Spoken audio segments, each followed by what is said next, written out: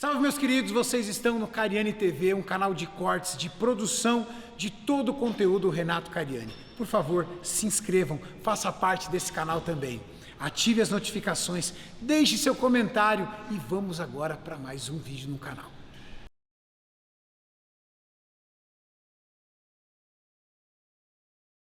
Uma breve explicação, né, Pinduca, do que é uma periodização ondulatória para a galera saber. Tá. Quando a gente fala em periodizar, gente, eu vou resumir aqui. Periodizar é você fazer o controle da intensidade do volume naquele período de treino que você tem um objetivo específico. Então, assim, o ano inteiro a gente chama de macrociclo. É um ciclo de treino para o ano inteiro, que tem fase competitiva e a não competitiva. Então, no nosso esporte, a gente chama de booking e cutting hoje em dia, né?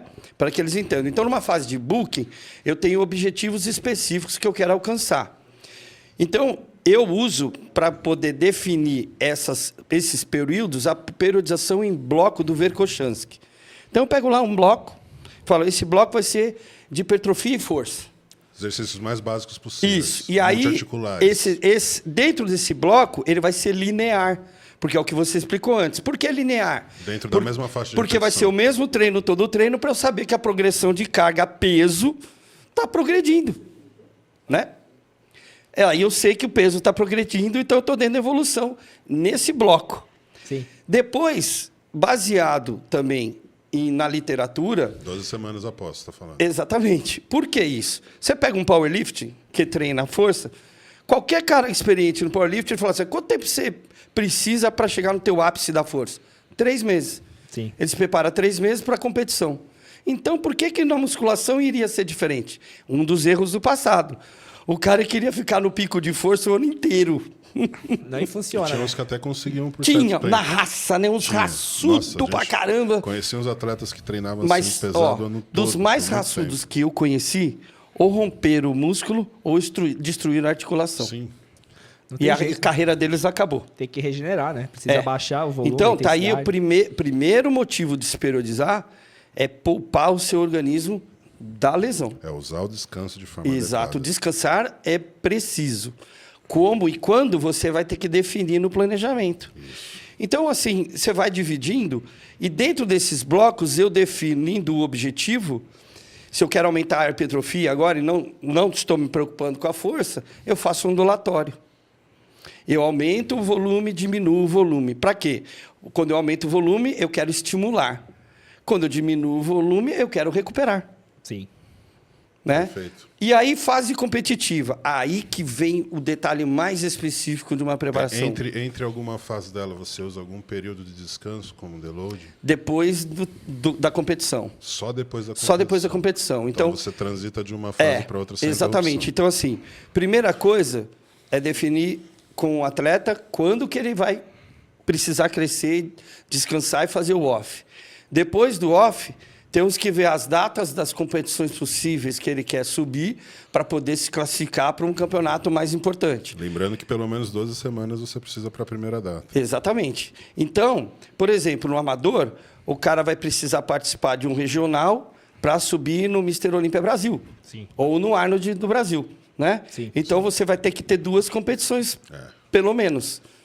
Né? Então, você vai calcular esses períodos onde você vai aumentar ou diminuir o volume, ou você vai dar ênfase na força, ou você vai dar ênfase na hipertrofia. E depois, qual é a maior mudança de um outro bloco, na minha opinião? É o bloco da definição, onde você vai lapidar tudo que você conquistou. É aí que é o X da questão. Para mim, o maior desafio do treinador, depois que ele faz o cara crescer... É manter, né? É fazer o cara continuar grande, mas definido. Exato. Então, aí... precisa ser mais preciso ainda, né? Tá. E você usa alguma técnica dessas avançadas nessa fase ou você prefere Depende do atleta. Depende do atleta eu preciso conhecer mais o físico dele, a genética dele, para usar um sistema. Sim. Por quê? Eu posso estar usando um sistema e perder e nele não se recuperar a tempo para a próxima porque sessão. essa fase tem restrição calórica excessivo. E aí eu não consegui manter o volume que ele tinha. Então, na dúvida, quando eu tenho essa dúvida, eu não faço sistemas, eu mantenho linear. e vejo exatamente o que está acontecendo com a força. A força é a minha capacidade física que eu uso Você o tempo mensura inteiro através para da saber força. se eu estou no lugar certo ou não. E quais outras características o treinador precisa ver? Peso corporal, o grau de definição, ver ele posando. Você precisa identificar no atleta aquilo que tem ou não tem, né? Se ele está adiantado, se ele está atrasado. Como agora eu tenho trabalhado só com atletas profissionais, né, assim, publicamente, mas eu tenho atletas amadores que estão iniciando comigo, o que é muito mais fácil o meu trabalho. Pegar o cara iniciante que nunca competiu, é muito mais fácil para a gente colocar ele dentro do nosso trilho, né?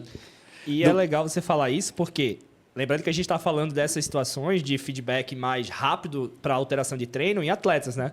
Lembrando que para o público comum, com um percentual de gordura mais alto, com adesão mais baixa, a gente não consegue fazer uma leitura se um treino deixou a pessoa mais depletada ou não. Não dá. Tudo isso a gente tá falando ali de se aproximando, né? Perto da supra-sumo competição. da musculação. Nós estamos falando. Exato. É que assim. Onde o físico é mais variável Isso. de um dia para o outro e você consegue ver essas diferenças no Isso. físico porque a camada de gordura está muito fina e porque tem as variações de glicogênio, que deixa o músculo mais cheio, mais isso. vazio. Seja Então, de somente repente você atletas falou, evoluídos. exato, que você falou, de repente a técnica deixa o atleta perder volume, ou seja, depletou ele mais, jogou mais Isso. glicogênio fora, então ele ficou mais murcho, você tem que ter controle com isso, porque o volume da célula muscular, ele é um sensor para desfechos catabólicos, ou seja, para quebrar músculo, para quebrar gordura. Quanto mais depletado, mais acende o alerta de que o teu corpo está numa situação de estresse. Então o corpo vai tentar se defender disso, gerando energia, tirando energia de algum lugar. Então a gente não quer depletar também o cara no meio e ainda não está tão perto da competição. Exatamente. Então acho que é esse cuidado que você tem, né? Exatamente. Então, Faz todo assim, sentido. trabalhar com alto nível, que são os profissionais, o controle é maior ainda. Porque basta 2 dias de erro para você perder o que não podia perder e não recuperar mais no cut. Então você tem que ser preciso todos os dias, né? Quantificar, mensurar, olhar, avaliar muito bem o que a gente queria ir para isso hoje. No dia seguinte volta tudo de novo, né? Então, assim, aceitar esses desafios como treinador, você precisa estar muito seguro do que você faz, em primeiro lugar. Uma né? coisa também é fato.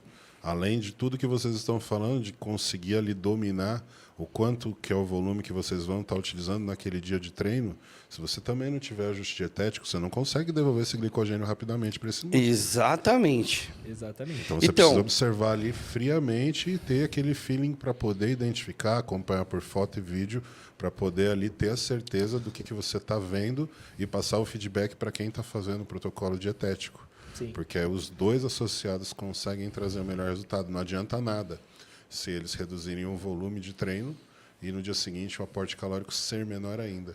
Exato. Por isso que eu sou apenas treinador, só prescrevo treino, não trabalho com parte dietética, mas todos os meus atletas são em combinação com algum coach. Então, por exemplo, o Vitor Chaves, o Eric, antes era sempre eu e o Cuts num grupo com o atleta dentro e tudo era debatido junto. Tanto que tem uma fase legal que foi com o Vitor Chaves, que eu sempre costumava ir reduzindo o volume de treino dele próximo do período da competição. Como você falou, estava chegando mais perto da competição, eu ia primeiro tirando séries dos grupos musculares que ele não precisava e tirava por último dos grupos musculares que ele mais precisava, para tentar segurar o volume o máximo possível, diminuindo o estresse do treino em geral. E aí chega um momento que eu falei, vou reduzir o volume de treino, porque quando dá 3 semanas eu já começo a reduzir. Aí ele falou assim, não, vamos testar uma coisa, porque a dieta dele está tão encaixada nesse gasto calórico desse treino e ele está secando sem perder volume, vamos deixar o mesmo volume de treino para eu não ter que reduzir mais ainda a dieta e talvez errar a mão. E dito feito. A gente não mexeu no volume, ele só manteve a dieta que já tinha e continuou secando e mantendo o volume do jeito que tinha. Ou seja, foi a troca de informações que fez com que a decisão fosse a mais acertada possível. Então, eu acho muito importante, como você falou, esse trabalho em conjunto de preparador e treinador para que seja mediado treino e dieta. Isso vale até para as pessoas comuns. Se você está fazendo uma dieta que não é equivalente ao treino, os resultados não vão ser iguais quando você combina as duas coisas. Ou seja, fica uma lição para vocês. O aporte calórico tem que ser maior no dia das suas prioridades. Os outros dias você pode ter um aporte calórico um pouco menor para ali trabalhar em condicionamento junto com esse ganho localizado que você precisa.